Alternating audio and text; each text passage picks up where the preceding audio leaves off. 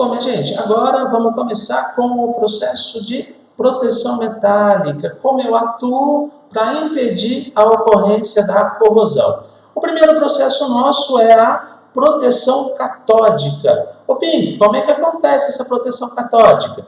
Ela vai acontecer de modo que o composto, a substância que vai proteger esse meu metal, ele vai sofrer a oxidação no lugar do metal que ele está protegendo. O nome de proteção catódica ocorre porque o meu metal, ferro, por exemplo, ele sofreu o processo de oxidação, então ele vai estar na forma de cátion.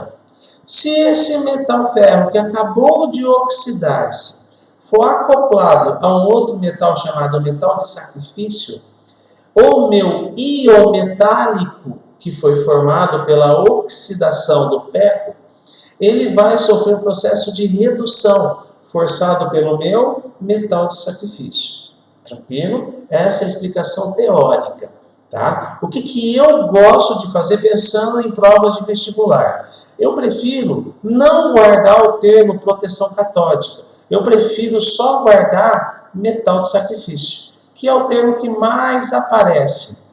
Tudo em paz? Então, quando eu falar de proteção catódica relacionada a um metal, eu lembro de metal de sacrifício. Ô Pink, legal. O que é esse metal de sacrifício? O metal de sacrifício, ele é um metal que vai se oxidar no lugar do metal que ele está protegendo. Então, se eu acoplar um metal de sacrifício numa barra de ferro, uma barra de aço, esse metal de sacrifício, ele que vai se oxidar para proteger o meu ferro, presente na minha liga metálica chamada de aço.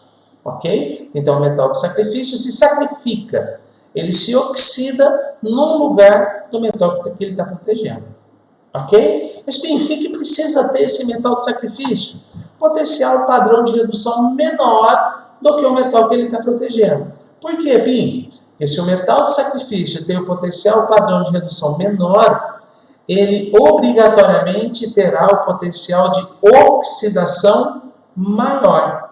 Como consequência disso, o metal de sacrifício ele vai ter, entre aspas, tá? mais vontade de se oxidar no lugar da barra de ferro, por exemplo. Tudo em paz? Então, ó, o que faz o metal de sacrifício? Se oxida no lugar do metal que ele está protegendo. O que precisa ter esse metal de sacrifício? Potencial de redução baixo. Para quê? Para que a oxidação dele, do metal de sacrifício, seja maior. Ok? Exemplos.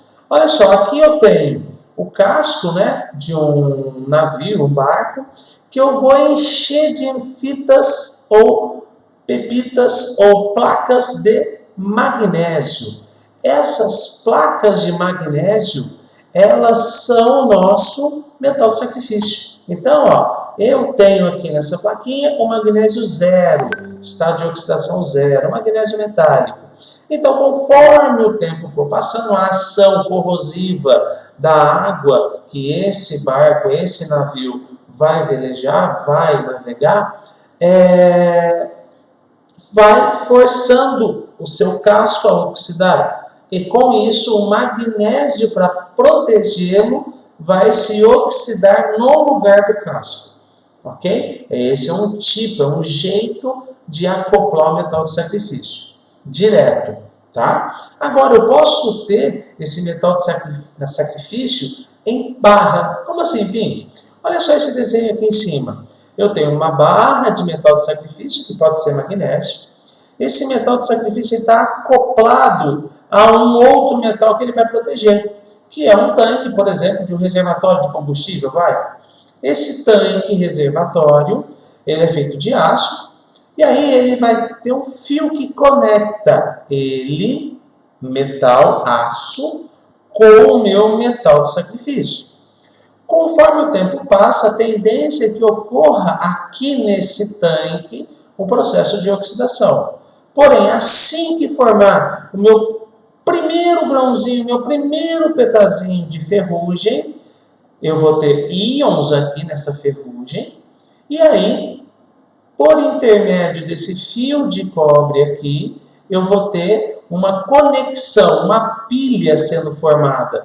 Por quê, Pink? Assim que eu tiver a formação do meu primeiro íon de ferro, imediatamente vai ser criada uma diferença de potencial que faz com que esse magnésio aqui, que é magnésio zero, sofra oxidação e mande elétrons através desse fio para esse pedacinho de ferrugem que foi formada. Como consequência disso, eu vou ter a formação aqui de um processo de redução, que é o ferro 2 virando novamente ferro 0. Tranquilo? Então, a atuação desse processo é, assim que houver a formação do meu primeiro pedaço de ferrugem, isso gera uma diferença de potencial que força a migração de elétrons do meu metal de sacrifício para o meu tanque reservatório. Tudo em paz? Mas, pô, Pink, que difícil é isso, hein? Bom, esse é o processo como um todo, pensando numa segunda fase, tá? Primeira fase, gente, não sofre. Primeira fase, se aparecer metal de sacrifício, eles vão perguntar qual é o metal. E que metal que é? Sempre o metal com potencial de redução mais baixo. Então, primeira fase, qual metal é melhor para ser um metal de sacrifício? Um metal de potencial padrão de redução mais baixo. Meu, na boa, tá na correria, chuta magnésio, você vai acertar. Tranquilo? E numa segunda fase, que pedirem para você explicar como esse metal de sacrifício atua, aí eu vou ter, ó, devagarzinho, de novo, hein? O meu metal que será protegido, tá bonitão aqui. Quando ele começar, o primeiro ponto de ferrugem, o primeiro ponto de oxidação, esse carinha aqui, ó, vou colocar aqui, vai. O primeiro ferro 2+ feito, eu tenho meu primeiro Fe2+. Assim que meu primeiro Fe2+ é feito, eu vou ter o quê? Uma geração aqui de uma DDP, uma diferença de potencial.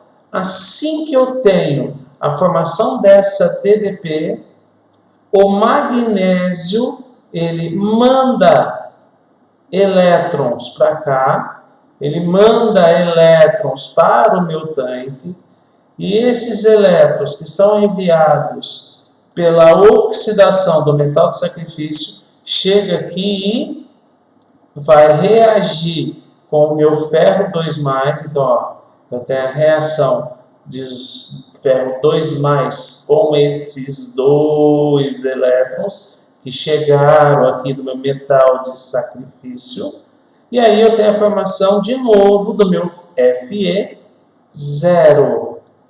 ok? Aí eu tenho a formação do meu Fe0. Então, aqui, assim que forma o ferro 2, que é a minha ferrugem, por exemplo, o magnésio manda elétrons e restaura a minha barra. Ok? Isso seria uma explicação para uma questão de segunda fase. Meus amores, tudo em paz? Espero que tenha sido claro para vocês. Um abraço!